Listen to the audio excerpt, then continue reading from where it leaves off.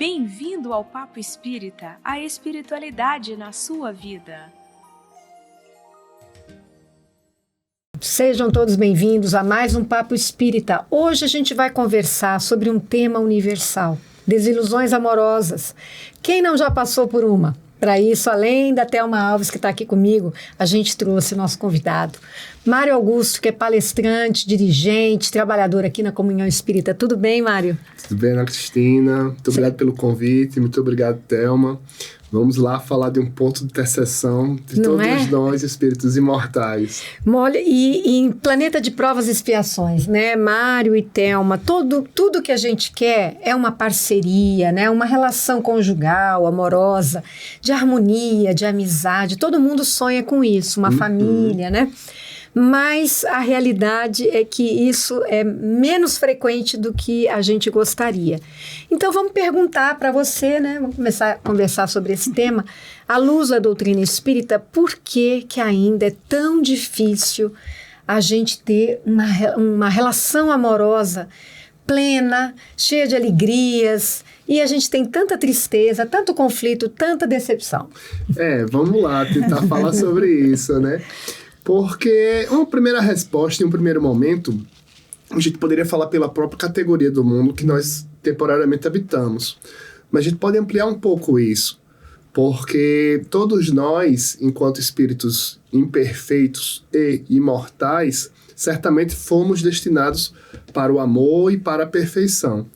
E um dos grandes desafios que a gente tem nessa atual reencarnação, segundo o próprio Livro dos Espíritos registra, lá na Lei de Sociedade, convivermos de maneira harmônica. E tem um ponto em relação a esses relacionamentos afetivos que é realmente essa busca pela felicidade. Na verdade, quem não quer um amor para chamar de seu, né? Mas por causa das nossas situações, às vezes os nossos enredos, eles não são tão assim historinhas da Disney. Mas nós temos que ter em mente a lupa do pensamento imortal.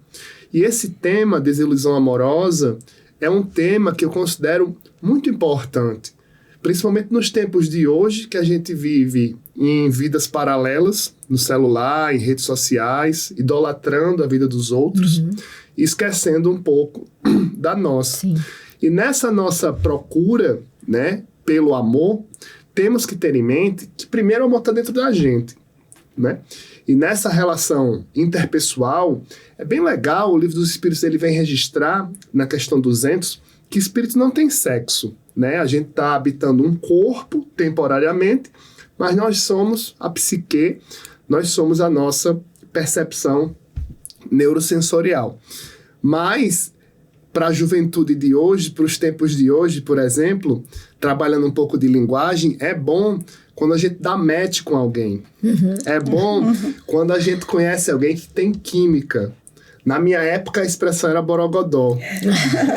Como era bom encontrar alguém, como é bom encontrar alguém com borogodó, né? Então, no primeiro momento tem aquele enlace e depois vem algo que nos tira o fôlego, que é a convivência. Sim, e aí que começa a questão, né? Aí que começam as dificuldades, porque a gente idealiza, né, Thelma? A gente idealiza aquela pessoa e a gente já imagina, né? A mulher, então, é mestre nisso, já imagina, já sonha com a vida em comum, com os filhos, com as viagens, com a casa, com tudo. Mas a gente tem visto grandes decepções que causam muito sofrimento. Tem até agora uma questão que eu vejo chamada ghosting, alguma coisa assim, né? Que o homem... Sumiço repentino. Um sumiço, seja do homem, seja da mulher, né? Mas os homens costumam fazer mais isso. E as mulheres, tem muitas pessoas que travam relacionamentos pela internet e são... Existem golpes diamante, quer dizer, a pessoa perde dinheiro. Isso aí é um sofrimento terrível, né? E acaba fechando a pessoa, às vezes, para o amor, né? Gera uma carência, né? Gera. E a pessoa até, sei lá, como a Ana falou, se fecha, né? Mais do que isso, gera traumas, né? Essa questão do ghosting vai muito da síndrome de Dom Juan que nós temos, que não deixa de ser um vazio existencial, que a gente vai procurar no outro uma validação. E nem sempre a gente tem uma perspectiva de socialização com responsabilidade afetiva, que é um tema que é transversal também, a desilusão amorosa, né? E quando eu penso em relacionamento afetivo, é sempre bom fazer um juízo de ponderação, porque a convivência ela é desafiadora, né? E nos nossos relacionamentos interpessoais, e sobretudo nos amorosos, é onde está o nosso maior tesouro, que é o amor, que é o nosso coração ali, que a gente disponibiliza de uma maneira gratuita para alguém. E toda vez que a gente tem aí uma situação de embate, por exemplo, é bom pensarmos no nosso interesse pessoal. E a questão 895 do Livro dos Espíritos registra isso, né? Um dos maiores dificuldades, obstáculos que nós temos ao progresso é o interesse pessoal. Porque, de uma certa maneira, acaba sendo natural a gente projetar a nossa visão de vida no outro. Mas, quando a gente vai conviver em público, a gente vê que a nossa realidade não é tão verdadeira assim. Eu tenho até uma brincadeira pessoal em relação a isso, porque eu tenho 2 metros e eu não me acho alto. Não se acha? Minha altura é absolutamente normal. Eu me acho alto no meu processo de socialização. Então, muitas questões que a gente traz da nossa vida, a gente acaba projetando no outro. E o outro vem a ser, assim como nós, um espírito imperfeito, com suas limitações, com os seus desafios e também com as suas quedas. E é exatamente essa questão das nossas vulnerabilidades que às vezes nos tendenciam no nosso processo de fragilização egoística, de autoafirmação, correlata ego, essas situações, a enganar o outro, né? Então, às vezes, por exemplo, eu vivencio um processo de namoramento com Thelma, é um processo relâmpago e do nada eu sumo, pela própria dinâmica da forma como eu vejo a vida. Aí vou circulando, encontro com Francisca, depois encontro com a Cristina e assim sucessivamente. A grande questão, o grande norte dos relacionamentos amorosos, somos nós pensarmos o que o outro nos acrescenta. Não em uma perspectiva positiva, porque isso eu vejo como uma certa preguiça nossa. Mas o outro é um combo, né? Que a gente não pode aí selecionar. Mas, na nossa condição, a gente sempre busca obter só qualidades. E, abre aspas, nos defeitos, vem as nossas críticas e, a depender da situação, vem as nossas desilusões amorosas. Sim, e tem muita coisa que a gente idealiza, né? E por falta de vontade de encarar a imperfeição do outro, não é? E sem olhar para a nossa também, né? Às vezes a gente evita olhar para si, não quero entrar em contato com aspectos meus e eu projeto no outro. Então o outro é sempre o culpado. Mas eu gosto de fazer essa pergunta, tá? Onde eu permiti a minha desilusão, talvez, Exato. né? Você acha que é por aí que a gente deve trabalhar? São as nossas projeções, os nossos espelhamentos. E vai muito também da nossa própria capacidade em relação à intolerância. Porque é muito cômodo termos uma relação ajustada. É muito cômodo termos uma relação correspondida. Mas, quando a gente vai para a prática do discurso, e o que eu vejo, assim, de dinâmica de vida da Lei de Sociedade, lá da 3ª parte do Livro dos Espíritos, é colocarmos todo esse discurso em prática, é sabermos dosar. Por exemplo, às vezes o outro, assim como eu, como vocês duas, pode não ter tido um dia bom. Isso vai repercutir internamente e Jesus nos ensina que a boca fala do que o coração está cheio. E às vezes a gente não entende, porque a gente tem uma percepção que o tempo do outro tem que ser o nosso tempo. São os desafios da convivência. Mas o que mais me chama atenção no tema desilusão amorosa é quando nós somos enganados ou quando nós nos enganamos. Que a gente projeta uma situação, uma relação, e às vezes o outro chega, Mário, senta aí, vamos conversar um pouquinho. Foi muito bom aqui nossa convivência, mas vai chegar ao final, não se preocupe, você pode até ficar triste, mas não se preocupe, como você é um espírito imortal, eu não sou o primeiro nem o único amor, e nem serei aí o último, você terá outros. Mas essa nossa capacidade em relação à resiliência e até mesmo plasticidade afetiva de encararmos essas situações é muito desafiadora. A gente não tem maturidade para isso, não, É né? isso que eu estava pensando. Não tem maturidade. Não. E a gente projeta tudo no outro e existe também uma codependência no outro. Então, assim, aí... eu acredito até que pesa para o outro, pesa para você, para a pessoa também, né? Então assim, essa falta de autoconhecimento, ela, como até eu costumo falar, a gente não sabe se amar ainda.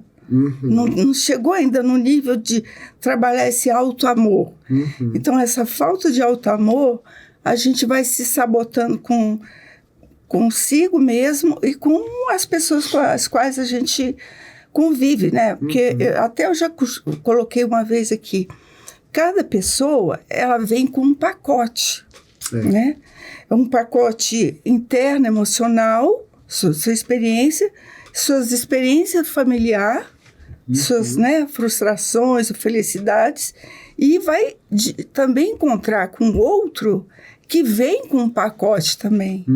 E nesse encontro, né, vai ter os atritos, vai ter o contexto desse processo de conviver a dois. Não é por aí, Mário? É muito você falar isso, porque a depender, a nossa infância ela se projeta muito na fase adulta. Né? O tempo todo, né? Muito mais do que imaginamos. Não é a questão 458, mas é muito mais do que imaginamos, Isso, né? sim. E às vezes a gente tem uma lacuna de infância que vai se reverberar na fase adulta. Aí, em algumas situações, a gente pode cobrar do outro algo que ele nem sequer consegue dar conta. E a gente atribui um peso qualificado à relação. Mas como dosar? Essa é a grande pergunta que eu não vejo que tenha resposta. Porque enquanto espíritos imortais, a gente não tem uma fórmula mágica, uma moldura. A gente vai vendo. E é bem legal você ter falado isso, Tânia, da questão do autoconhecimento, porque quando a gente se conhece intimamente, nós sabemos das nossas vulnerabilidades e correlata ao tema de hoje das nossas carências, e em uma relação afetiva, nós podemos também conversar isso com o outro. Eu tenho essa situação, eu tenho essa projeção, mas é algo que eu não consigo me dissociar. Mas isso a gente tem capacidade de reconhecer, né? Isso já existe, já exige um amadurecimento. Porque a comunicação é tão difícil, né? A gente não sabe se comunicar ainda. Mas se você começa a trabalhar de uma forma verdadeira com o outro, você está puxando também que o outro se coloque de uma forma verdadeira, né? Não tem essas possibilidades, né? Sim, se somos maduros. Se somos maduros para isso. E sobre a maturidade, é bom escutar quem é maduro. Enquanto eu não sou, enquanto eu estou verde, igual a manga, é bom escutar quem é maduro. E eu me recorro ao Livro dos Espíritos e ao livro Céu e Inferno, que tem um recorte temático que fala também sobre relações. E nessa questão de relacionamento interpessoal, nós temos que ter muito, mas é muito cuidado com as presunções que a gente faz a respeito do que o outro pensa. Com as presunções que a gente faz a respeito do que o outro sente. Porque é aí onde realmente a gente começa a perder o tino. Particularmente, depois que eu estudei comunicação não violenta, mudou muito a minha forma de ver o mundo. Sobretudo os meus conflitos internos e, respectivamente, meus conflitos com os outros. Suas necessidades, Exato. Não é isso? Porque eu sempre valido. Você está me dizendo que isso é um copo com água. Eu estou entendendo que isso é um copo com água. Não, Mário, eu estou falando que é uma garrafa de refrigerante 2 litros. Então, peraí. Vamos conversar, vamos alinhar e vamos tentar chegar a um ponto comum. Eu não preciso concordar com você, mas eu preciso ter uma relação respeituosa. A gente ainda vai, onde a gente vai para mais uma bifurcação das desilusões amorosas, que são as vezes que a gente se engana, que a gente não enxerga, por exemplo, que está em um relacionamento conflituoso. Tóxico, muitas vezes. Exato. Que é, na linguagem de hoje, um relacionamento tóxico, agressivo, abusivo, e a gente não se vê nisso. Por quê? Porque nós temos esperança em amar e sermos amados. Cabe a gente, nessa perspectiva do autoconhecimento, tentar se descrever. O que é que eu quero? Um amor platônico. O que é que eu consigo? Um amor real. Eu queria abordar o seguinte. Tem gente que diz, eu tenho dedo podre pro amor. Nada dá certo. Nenhum relacionamento meu dá certo. Tem gente que casa muitas vezes, né? E as questões parecem que se repetem e a pessoa não é feliz naquele campo. Às vezes é muito bem profissionalmente, muito bem em outros aspectos, mas naquele campo do relacionamento afetivo ela está frustrada, né? Então, a minha pergunta é, como é que eu posso saber que eu estou fazendo escolhas erradas e mudá-las, né? Como é que eu posso avaliar isso dentro de mim, Mário? Tão difícil, né? Mas assim, viver é tomar decisões. E a gente não está experimentado ainda. A questão 920 do Livro dos Espíritos, por exemplo, Kardec questiona se a gente consegue ser feliz. Os espíritos da equipe do Espírito de Verdade respondem que a nossa felicidade é relativa, ainda não é plena. Aí eu sempre faço uma ponderação. Quando eu estou muito triste, eu me socorro dessa questão. É um SOS, é uma boia que eu me agarro. E quando eu estou muito feliz, é um instrumento de ponderação que eu faço. E sobre essa questão dos dedos podres, né, no jargão popular, a gente não tem que ficar restrito a essa preocupação. Porque essa questão do dedo podre, pelo menos particularmente eu penso, que é uma validação que a gente precisa externa, que eu preciso estar me relacionando com alguém, que eu preciso postar uma foto em um aplicativo de rede social para dizer que eu vivo aqui uma relação estabilizada. Porque quando a gente amplia, conforme aprendi na terapia, quando a gente sobe o drone, a gente se vê realmente em uma situação temporária. E o corpo, ele padece. E aí vem o raciocínio espírita, para nós que somos espíritas. Para você que, porventura, não seja espírita, não sabe o que é bom. Mas para nós que somos espíritas, a gente vê o psiquismo da relação. Né? Então, é frustrante não dar certo com alguém que a gente projeta? É. E aqui eu falo com conhecimento de causa de um espírito milenar.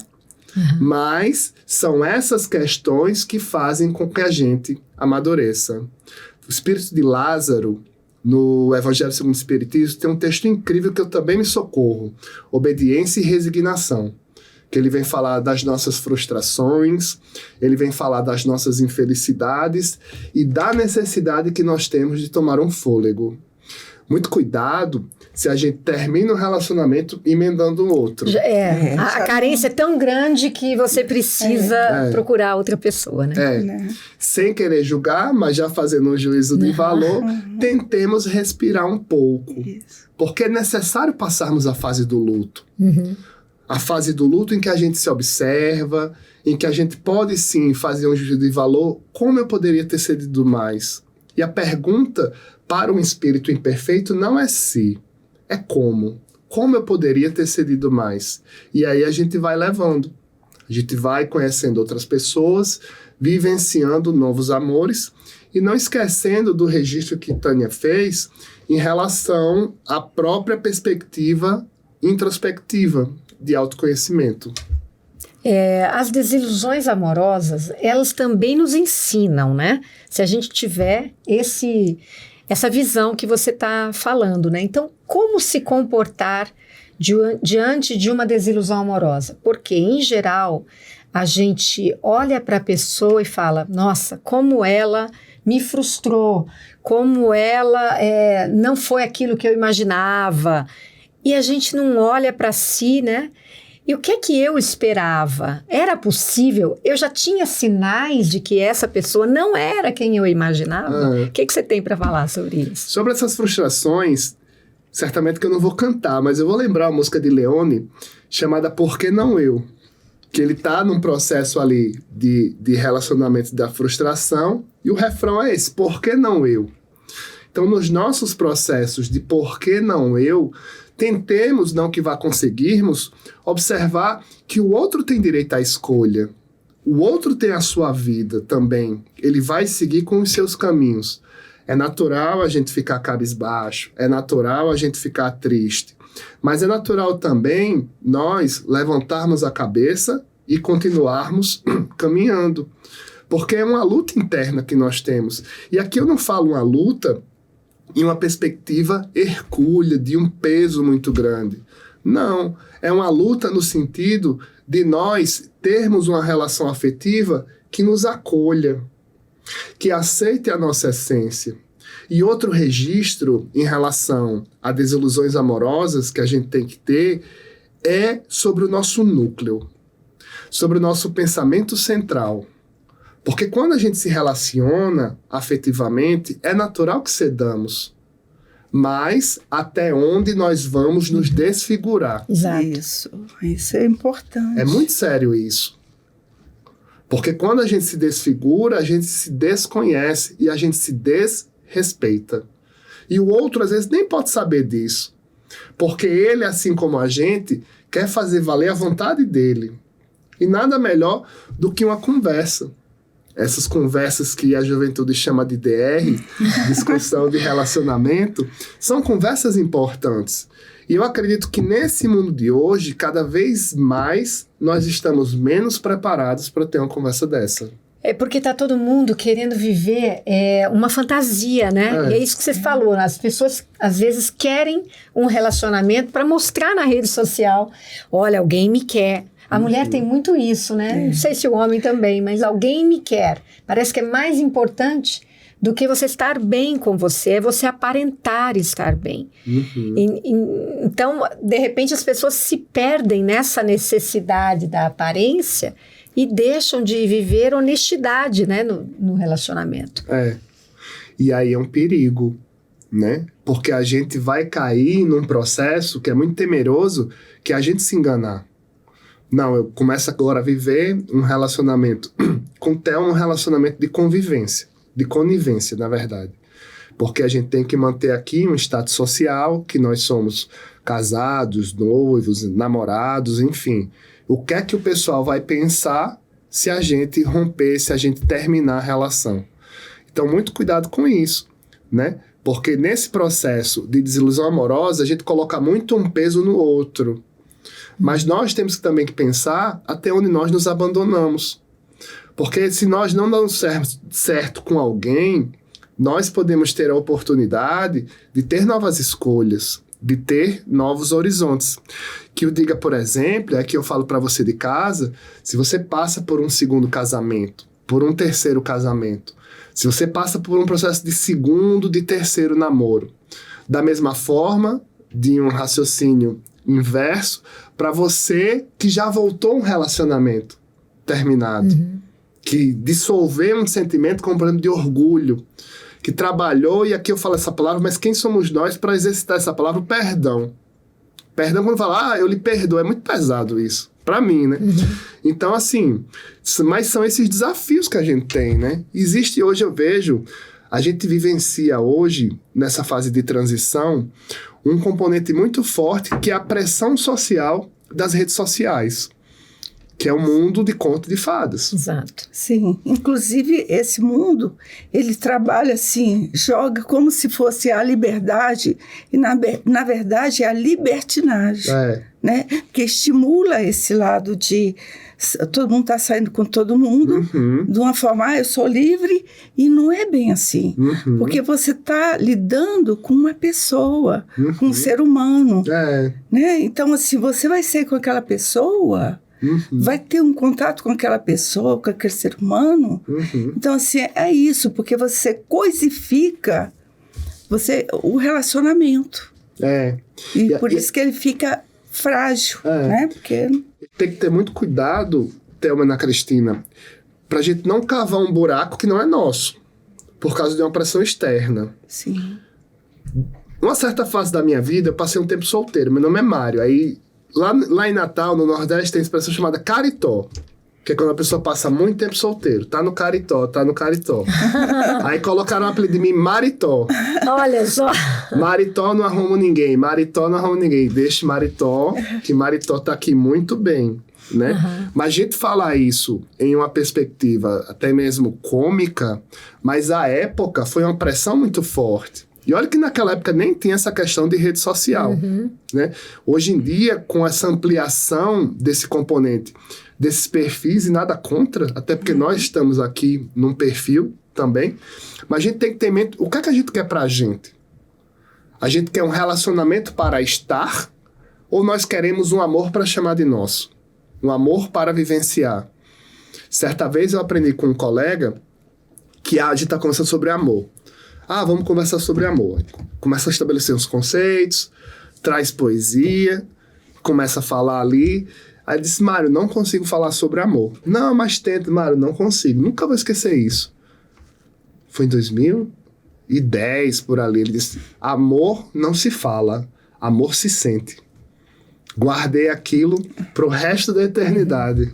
E diante de uma desilusão amorosa, Mário, tem muita gente que quer partir para a vingança, quer fazer o que o outro fez com ela. Então, se ele me traiu, eu vou aproveitar e vou traí-lo, porque ele precisa sentir o que eu senti. A mesma moeda, né? Exato. Vamos falar um pouquinho sobre isso. Vamos. Porque isso é muito sério. Isso é comprometedor, sério, né? Porque é uma grande ilusão que a gente tem de vingar o outro. Na verdade, de se vingar do outro. Exato. Porque o outro tem os seus próprios bastidores. Se a gente for trabalhar um pouco do conceito de filosofia espírita, essa questão da traição, se eu traio minha namorada, se eu traio meu namorado, a traição que eu estou fazendo é comigo. Sim. Não é com ele. Porque ele nem sabe disso. Eu estou vivenciando uma relação frustrada. Eu estou vivenciando uma relação tendente ao fracasso. Mas nós temos isso, essa questão da vingança. E no livro Céu e Inferno, o Espírito de São Luís, ele aborda essa questão da vingança e relacionamento, na segunda parte. E ele vem dizer, nos trazer um alerta, na verdade qualificado, de nós pensarmos na lei de causa e efeito. Não em uma perspectiva ameaçadora, mas como uma lei natural. De responsabilidade, né? Exatamente. Autoconhecimento, né? Um campo gravitacional. E para quem porventura vivencia um processo de vingança, um processo de conflito em uma relação amorosa, Allan Kardec tem um registro incrível na questão 939 do Livro dos Espíritos. Vou até colar aqui porque a memória pode falhar. Pode procurar. Num tema desse que é bem desafiador. Quando ele vem falar exatamente uniões antipáticas. Quando eu vi esse texto pela primeira vez, eu pensei que quase sem sentido. Como é que uma união pode ser antipática? Nossa, é só o que tem praticamente. E ele vem falar exatamente o teu questionamento. Ana Cristina vai dizer, olha, vamos pensar aqui um pouquinho. Porque se a união desajustou, vamos tentar puxar o fio para ver de onde desajustou. Aí vem a equipe do Espírito de Verdade dizer, olha, toda união antipática, ela resultou de uma boa convivência. E que por um processo ou outro, a gente não soube administrar e desandou. E magoamos o outro, não é isso? Magoamos o outro. E o pior, porque o sentimento da vingança acaba sendo, para o espírito imperfeito, se não for vigilante, algo aparentemente bom. A vingança, para o espírito imperfeito, está como açúcar para o diabético. Come achando bom, mas faz um ruim danado. Né? Vai te deixar doente, vai deixar muito doente. Você vai parar na UTI. Exatamente. É isso mesmo. E essas pessoas que sofrem por amor, que não conseguem desenvolver uma relação, existe a possibilidade de que venhamos sem essa questão amorosa, venhamos com ela como um desafio, e que a gente não consegue formar uma família, formar uma união. Pode ser que um espírito venha com essa proposta, só que ele chega aqui e ele esquece, né? Aí ele quer muito aquilo, mas não tá. É um desafio para ele. Como é que a gente pode entender isso? Diz a fofoca espírita, em O Livro dos Espíritos, das próprias obras de André Luiz, que em relação às nossas provas e expiações, nós, quando conseguimos escolher, escolhemos as diretrizes, né? E as grandes especificidades são da atual reencarnação. Então, se, por exemplo, eu fui um espírito na minha última reencarnação, que fiz muita pessoa sofrer, que enganei muita gente nessa perspectiva do lado amoroso, pode ser que pela lei de causa e efeito a moeda inverta de lado. E eu seja o algoz de ontem abre aspas, a vítima de hoje. Você precisa aprender alguma coisa, né? E é Sentir na interessante pele. isso, Ana Cristina, que você falou, porque essa é a lógica da justiça divina. A justiça divina, Thelma, ela nos coloca em uma situação para a gente aprender. E nada melhor do que a gente aprender, do que a gente vivenciar uma situação parecida com a do outro. E nenhuma situação é igual. Que eu diga, por exemplo, não sei vocês, mas eu já vivenciei algumas dores de cotovelo, algumas desilusões amorosas. Quem não, né? E nunca nenhuma foi igual à outra. Mas pode ser, sim, um próprio desafio do espírito para ele acreditar no amor. Porque não é porque João me enganou que eu vou levar isso para o resto da eternidade. Posso até levar no meu processo de melancolia, no meu processo de trauma, no meu processo de desacreditar. Mas eu preciso elaborar isso e melhorar, ajustar. Kardec escreve um texto que eu entendo que é maestral, no capítulo 14 do livro A Gênese, Fotografia do Pensamento. Nós somos o que nós pensamos. Se uma pessoa me enganou, é muito sério isso. Se uma pessoa me enganou na vida afetiva e eu tratar aquela máxima como a única verdade, vocês sabem quando eu vou tentar me envolver com alguém? Nunca. Porque você já está dizendo. Nunca. Homem não presta. E quando Mulher não presta. E quando eu me envolver, vou me envolver com medo e vou me envolver com o seguinte caguete. Para quando a próxima pessoa que eu me envolver me magoar, eu vou dizer, tá vendo? É assim mesmo.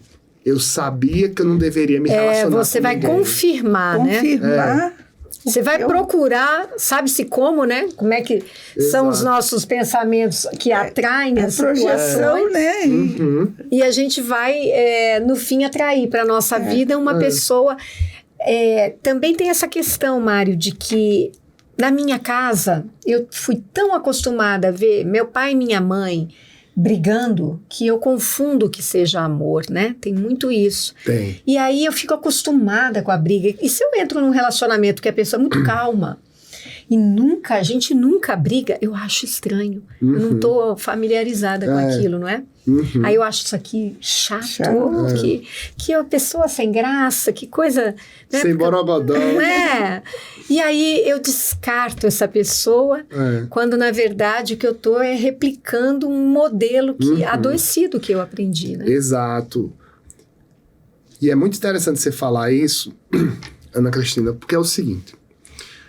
A nossa infância, ela se replica na vida adulta. A psicanálise, ela vai ensinar sobre o complexo de Édipo, que é o primeiro amor que a gente tem pela mãe. E tem um viés da psicologia que fala que a primeira figura simbólica de amor que a mulher tem é o pai. Então, às vezes, o meu pai, por exemplo, pode ser um pai ausente, pode ser um pai violento, pode ser um pai que não me dê afetividade, e eu vou transformando, na verdade, internalizando aquele amor como uma verdade. E como é que eu vou ser na minha fase adulta? Não vou me relacionar, vou ter medo de me relacionar, e qualquer situação que tenha de embate, eu vou bater a mesa ou bater o pé no chão, é isso mesmo, não deveria. E às vezes a gente pode cair num caguete, não nasci para ser feliz. É muito comum, né, isso aí. Muito cuidado com isso, que quando a gente passa por um processo de desilusão amorosa, para quem acredita em Deus, a gente tem que elevar um pouco o pensamento.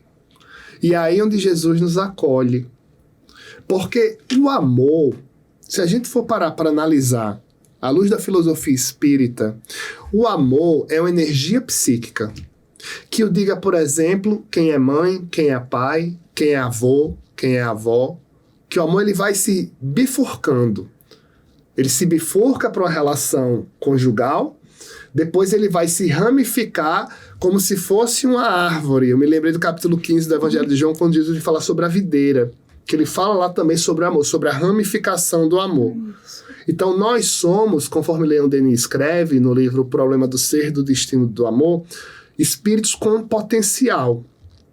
E o maior potencial do espírito é a capacidade de amar. Mas é difícil, fácil é falar. Vamos caminhando para o final, esse tema é muito, muito bom. Muito bom. E eu queria que você deixasse uma mensagem para quem nos assistiu de como a doutrina espírita, a casa espírita, porque a gente aqui, gente, doutrina espírita é relacionamento. A gente tem os famigerados obsessores, a gente faz muito programa sobre obsessão e, gente, relacionamento que não deu certo. Grande parte deles, né? Poxa, eram amizades que não deram certo e eram amores. Sejam pessoas que uma fez muito mal para a outra, elas partem e aquele ódio continua, e aí eles vão ter que reencarnar de alguma forma, porque esse negócio tem que mudar pelo amor, né? Só que antes que venha amor tem muita dor. Então, relacionamento amoroso e desilusão é o nosso métier aqui de doutrina espírita. Como que esse pensamento cristão que a gente tem, sem idealizá-lo, mas como a doutrina espírita e a casa espírita pode nos ajudar quando eu chego aqui com meu coração partido por uma grande desilusão que eu sofri. Tá. Primeiro que tenhamos fé em Deus. E tenhamos a certeza que a situação não vai se ajustar do dia para a noite e nem de um dia para o outro. Lembremos que as dores da alma, elas vão aos poucos diminuindo. Chegará um dia em que as dores não serão dores, mas serão marcas da vida. As dores da alma se transformam e se transformarão em marcas da vida. E é aí onde vem um sentimento que está ao nosso caminho, um sentimento chamado amadurecimento, um sentimento chamado fortalecimento e fé. A casa espírita não nos enganemos, tirar a nossa dor. A casa espírita vai nos ajudar a compreendê-la.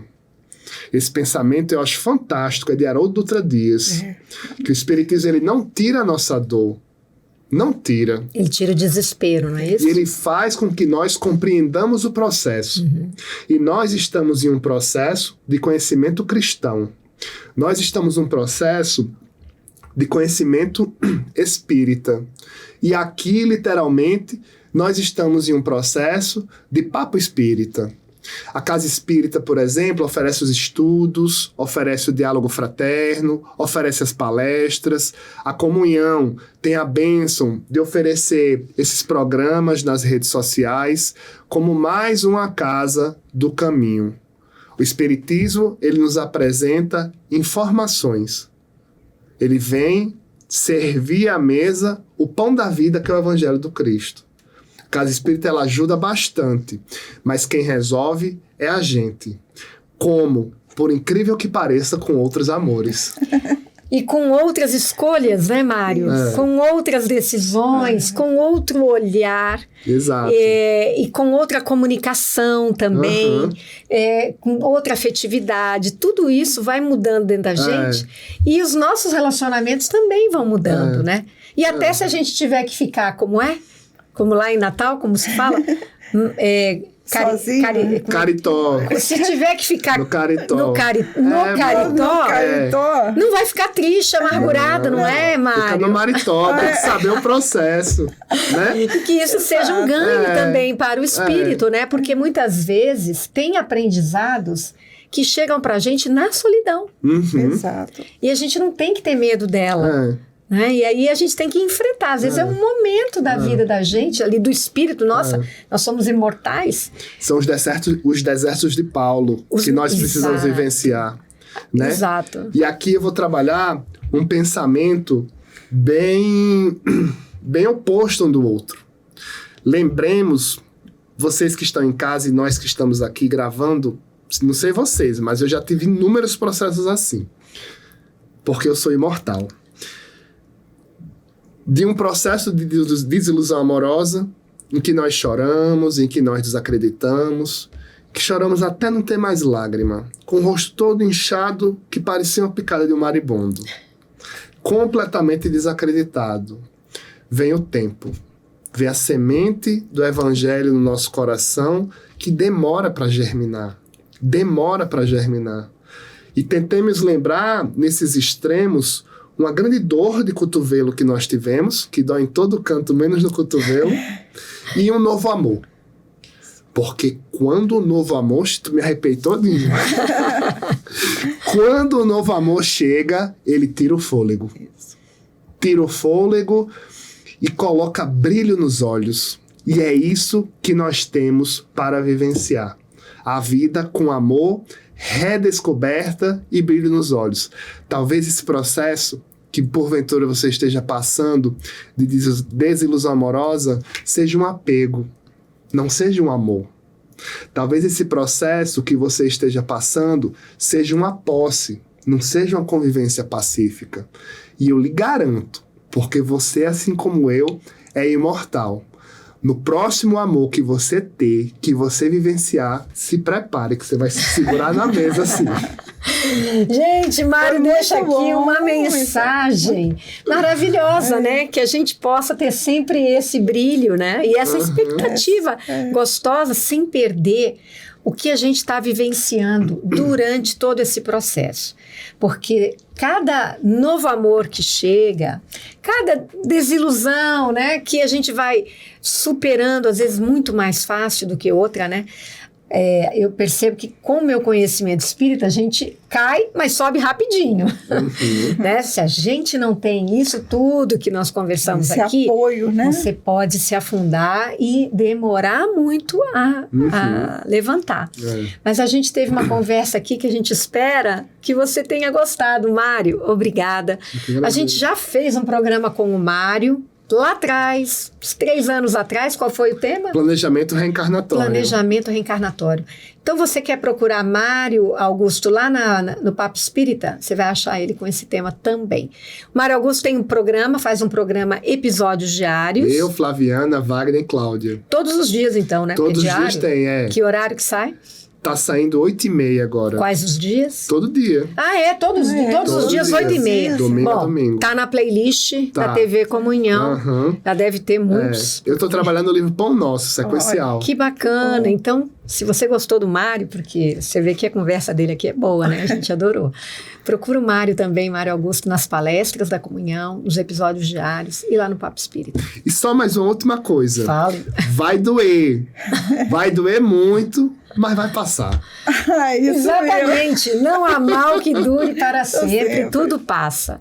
Thelma, obrigada também pela tua presença. E vocês que gostaram, compartilhem, deem um like, por favor, comentem. É super importante para a gente espalhar esse conteúdo para outros públicos. E não se esqueçam, se inscrevam nos 2 canais da TV Comunhão que a gente tem. Canal TV Comunhão, onde está a nossa playlist Papo Espírita, e canal Comunhão Espírita de Brasília, onde estão as palestras e muito mais conteúdo. Se inscrevam nos 2 e nos acompanhem.